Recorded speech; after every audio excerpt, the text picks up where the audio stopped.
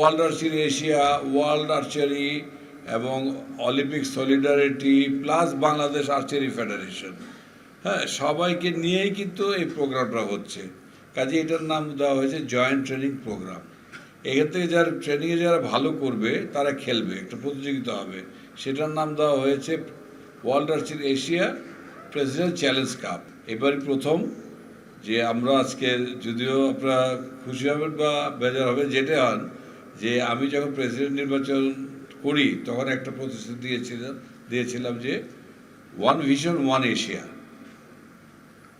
এবং একটা unique Asia আমরা গড়ে তুলব, যে কেউ থাকবে টপ লেভেলে, কেউ থাকবে বটমে, তা হবে সবাইকে আমরা এমন একটা স্তরে নিয়ে যেতে চাই যে যেন তারা সবাই একটা অবস্থানে করে, যে প্রতিদ্বন্দ্বিতা হয়। যেমন কোরিয়াকে কেউ বিট করতে পারে নাই।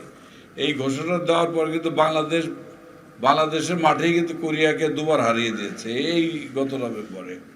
কাজে এই ধরনের উদ্বুদ্ধ করার জন্য আমরা কিন্তু এখানে জয়েন্ট ট্রেনিং প্রোগ্রামের সাথে এক চ্যালেঞ্জ দিয়ে দিয়েছি, তোমরা ট্রেনিং করবা স্কিলনেসটা, লেখা আছে কী কী আমরা ক্লাস হবে এখানে। তারপরে তারা যে প্র্যাকটিসটা করবেন এবং তাদের যে ট্রেনিং দেওয়া হবে, এটার উপরে আবার একটা পরীক্ষা হবে, আবার একটা প্রতিযোগিতা হবে। এইটা হলো প্রেসিডেন্ট চ্যালেঞ্জ কাপ। এবারে প্রবর্তন করা হলো যে ওয়ার্ল্ড আর্চারি প্রেসিডেন্টের নামে, ওয়ার্ল্ড আর্চারি এশিয়া প্রেসিডেন্টের নামে একটা চ্যালেঞ্জ কাপ হচ্ছে। তারপর হলো যে আমরা বলতে পারি যে 11 জন আসবে বিভিন্ন দেশ থেকে। এই যে 17 এবং 11 মিলে সব মিলায় কিন্তু 11 জন কিন্তু 17-এর ভিতরেও আছে, বাইরেও আছে, 26 জন হয়ে গেছে, 26টা দেশ হয়ে গেছে। কিন্তু দেশ জুড়ে যে কোনো কেনাকাটায় 10,000 টাকার বেশি অফার, তাই পেমেন্ট মানেই বিকাশ। কারণ আমরা তো এটা ধর একটা প্রেসক্রিপশনের উপর জিনিসটা করেছি আমরা, এটা নতুন কনসেপ্ট আমাদের।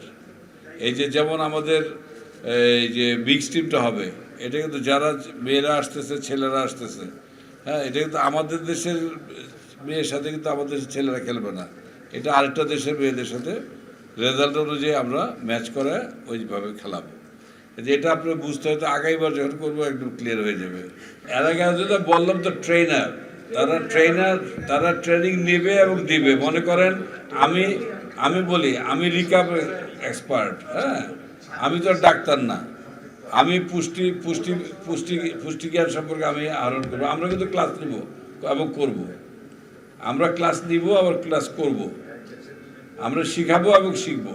কারণ সবাই তো আমরা একই এক্সপার্ট না, এক একজন এক একটা এক্সপার্ট। এটা জয়েন্ট ট্রেনিং অর্থ হইলো যে সব কিছুই আমরা একসাথে আমরা করবো, জয়েন্টলি করবো। এইটা হলো কনসেপ্টটা নতুন, এর জন্য একটু অসুবিধা হচ্ছে, বুঝাইতে অসুবিধা হচ্ছে, বুঝতে অসুবিধা হচ্ছে, কারণ আমরা প্র্যাকটিক্যালি তো আমরা করি নাই এখনো।